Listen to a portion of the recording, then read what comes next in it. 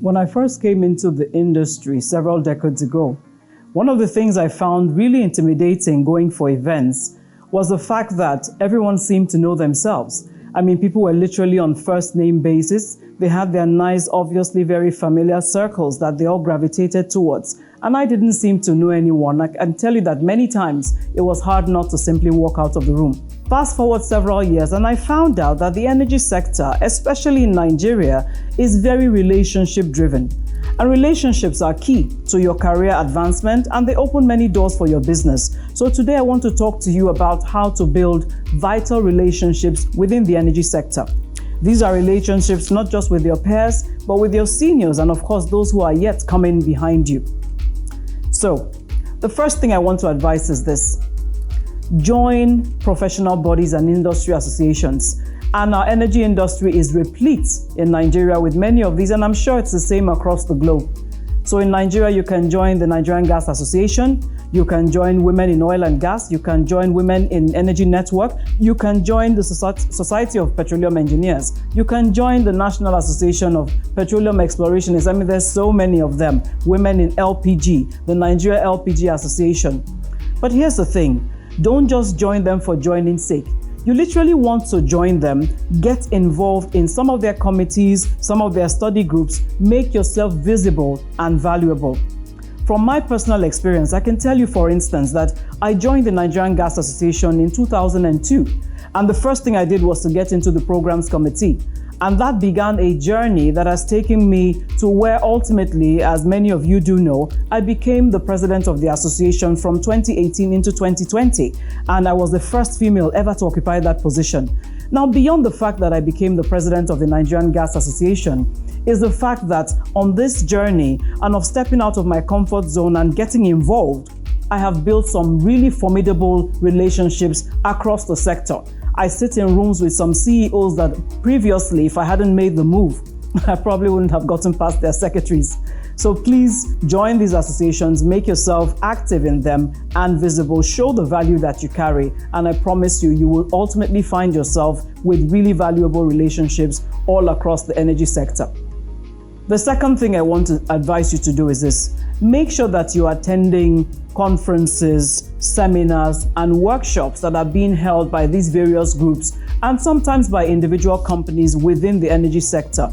And these would be events that are not just related to your core area of specialization, but that speak more broadly to energy issues. As you know, we don't talk about just oil and gas anymore. It's about energy. That's the narrative of the entire world. So go for these events. They are good learning opportunities, but more importantly, they are good opportunities to connect with other like-minded people who can be valuable to you and of whom also you can add value to over the course of time.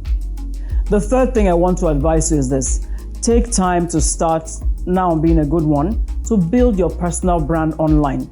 I can tell you that you may be carrying a lot of value, but if you're not visible, and in today's world where, again, thanks to the pandemic, most of us just had to find ourselves online in our meetings, in our interactions, it's important for you to create that online presence. So LinkedIn, as we all know, is a beautiful business community. Find the groups that relate to the energy sector, strategic groups, and join them and add your own, let your voice be heard. Even in those groups, you not only contribute to the discourse and the body of knowledge in the energy sector, but again, even through those groups, you can make some really great connections. And the best part is that these are global connections.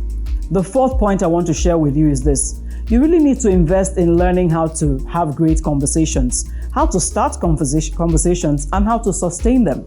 And I can tell you that one of the easiest things to do when you go for some of these events and you approach people, which again you have to be intentional about, is to ask them about themselves. Ask them about the work that they do. Ask them about their understanding of some kind of industry issues, or perhaps at a conference, you can ask them what their perspectives are about something that one speaker or panel were discussing. It's a great way to engage in conversation. People actually like to talk about themselves. And that's a great segue into you now being able to share who you are and what you do. And in doing so, you will probably find areas of shared interests that allow you to take the conversation and the engagement well outside of whatever event you were at that point in time. Lastly, it's important when you meet people at industry events, when you join the associations, that you nurture those relationships, and that means you have to follow up. Building the kind of relationships you require in the energy sector is actually a very intentional action. You don't just meet people and stay away. And that's why you pay attention to your conversations, because great follow-up starters actually tie into exactly what it was you were discussing last time.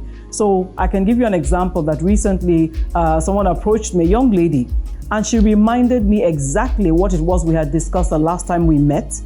And honestly, I didn't recognize her initially, but immediately she shared what our back and forth was at that point in time at that event. I just reached out and hugged her, and we had a long conversation going from there. So be intentional about the relationships you do have, and don't look down on anyone. The people who are the officers, the supervisors, the line managers today are the CEOs of tomorrow. And there's nothing as great as sitting and having coffee with the CEO level people, I promise you. So, these are a few tips I thought I would share with you today about how to build vital relationships in the energy sector. And these tips also help you to maintain and sustain them. And those relationships, I promise you, open doors to even other greater relationships. If you have any other tips you want to share with us, I'll be happy to hear from you. Take care.